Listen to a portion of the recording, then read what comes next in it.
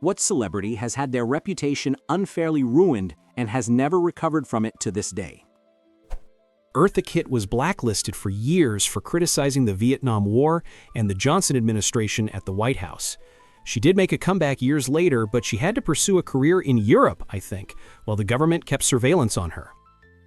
She also had sex with Pierce Hawthorne in an airplane bathroom. This is a take for all my people over 35.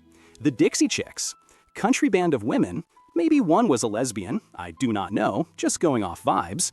They were all, "This war in the Middle East isn't awesome, right?" And America collectively decided that was not very 6'7". A lot of people still believe Macaulay Culkin was a junkie who was on the verge of death in his teens and 20s, but he says he never actually had a problem and any drug use was regular recreational use like any other teenager. It was just tabloids creating a story based on pictures of him looking skinny and disheveled. He's been in the public eye more lately, and you always see comments about how it's great to see him healthy and sober. It is great to see him showing up in movies and TV again, but that doesn't mean he was ever actually a drug addict. Brendan Fraser. I loved all his movies as a child. Brendan Fraser. He was one of the most bankable stars in Hollywood until he was blacklisted for speaking out about being sexually assaulted by a high-ranking industry official. Even with his recent Oscar win, he lost nearly 2 decades of his prime because he chose to tell the truth. A bunch of the child actors who later went off the rails. Lindsay Lohan is recovering, but she and Amanda Bynes, I think, were 2 terrible victims of Hollywood, its pressures and its exploitation. I feel terrible for where Amanda Bynes has ended up. ETA, a lot of those child celebrities' families also played a huge role in those problems. Really just tragic all around. Monica Lewinsky. She admitted the affair with the president was a mistake and that she was young and naive. It seems she suffered more shame than Bill Clinton. She has a podcast, Reclaiming with Monica Lewinsky, which I recommend. She is an activist now against bullying. I am glad that people realize now how badly she was treated. Cliff Robertson, Uncle Ben in the Sam Raimi Spider-Man movies, he uncovered that David Begelman was embezzling money from actors working at Columbia Pictures. He was blacklisted for decades. Multiple female actresses who stood up to Harvey Weinstein and got subsequently blackballed for it, like Mira Sorvino and Ashley Judd. Howard Dean got too enthusiastic about ramping up his supporters at a rally in the mid-2000s. They didn't storm the U.S. Capitol or anything, but he was deemed too embarrassing to be president because he got too excited. Mira Sorvino and Ashley Judd. Both were blacklisted after a smear campaign by Harvey Weinstein when they refused to sleep with him. Neither of their careers was ever able to recover from it. Sorvino won an Oscar for Best Actress, had a couple hits after that, and then her career just abruptly cratered. It made no sense at the time, but makes complete sense with what we now know about Weinstein. So disgusting. I feel like whenever an actress has been deemed a nightmare, it's almost always because they rejected Weinstein. Monica Lewinsky, a celebrity for all the wrong reasons, who was lambasted for being this temptress who sent Clinton down the wrong path. Even though she was only 21, and he had a history of sexual misconduct, and he was a whole 28 years older. The man was a creepy predator wielding presidential power. Feels awfully familiar these days. Janet Jackson had her clothes ripped off on live TV, and she was the only one to get any backlash from the incident, so much that it basically sunk her entire career after that. I still don't know how Justin Timberlake never got any heat for that move. Definitely Brendan Fraser. He was blacklisted by Hollywood bigwigs for reporting sexual assault by the president of the HFPA in 2003.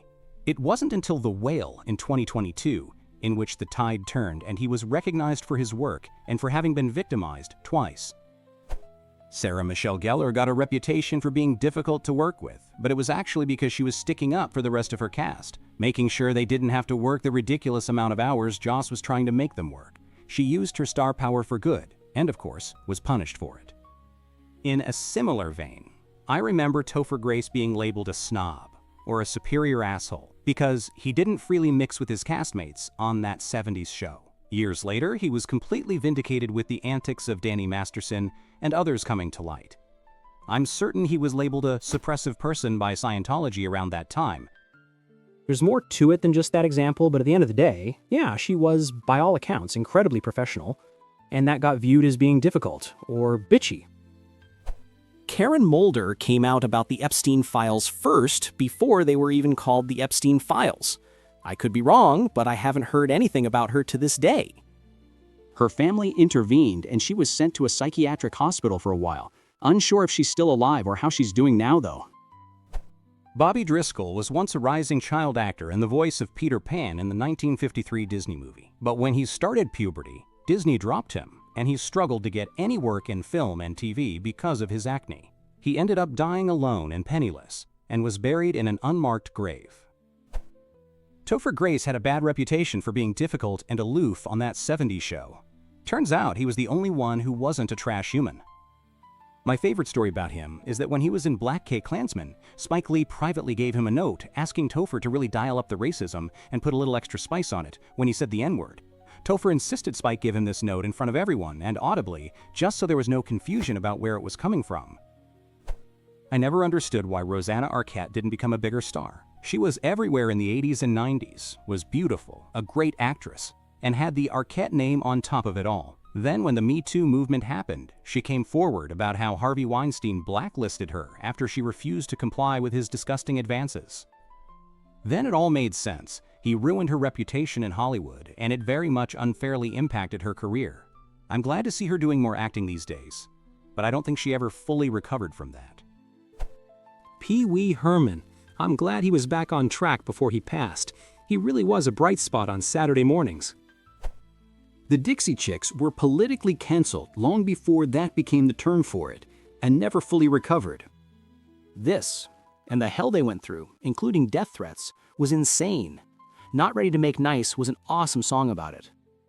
Most people who have actually been canceled, like the Chicks, were canceled way before the invention of Twitter, and it sure as hell wasn't young leftists with blue hair striking the matches. Whenever edgelords who just want to be offensive talk about the apocalyptic rise in political correctness and how it's probably the gays and the women's fault, I always want to yell at them that one of the most popular acts in country music literally had their career drowned just because they voiced disappointment in a political decision made by the US president at a concert. A lot of women who wouldn't have sex with Harvey Weinstein.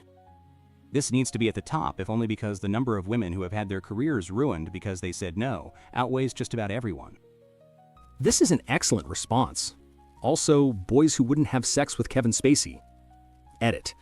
Guys, I'm not talking about Kevin Spacey having his career ruined. His career was fairly, not unfairly ruined. I'm talking about the boys who accused him having their careers unfairly ruined. Anthony Rapp, Roberto Cavazos, Tony Montana. It's heartbreaking how many careers Weinstein derailed simply because women refuse to be exploited. The blacklisting of talented actors like Mira Sorvino is a permanent stain on the industry. It shows how a single, powerful predator could silence so many voices for so long. I'll go first. I think Janet Jackson is a pretty good example. Al Franken could have been president. Instead, he gets taken down by dumb pictures he took as a comedian. Thanks so much for watching. If you enjoyed this video, hit the like button. It really helps. Subscribe for more, and tap the bell so you don't miss the next one.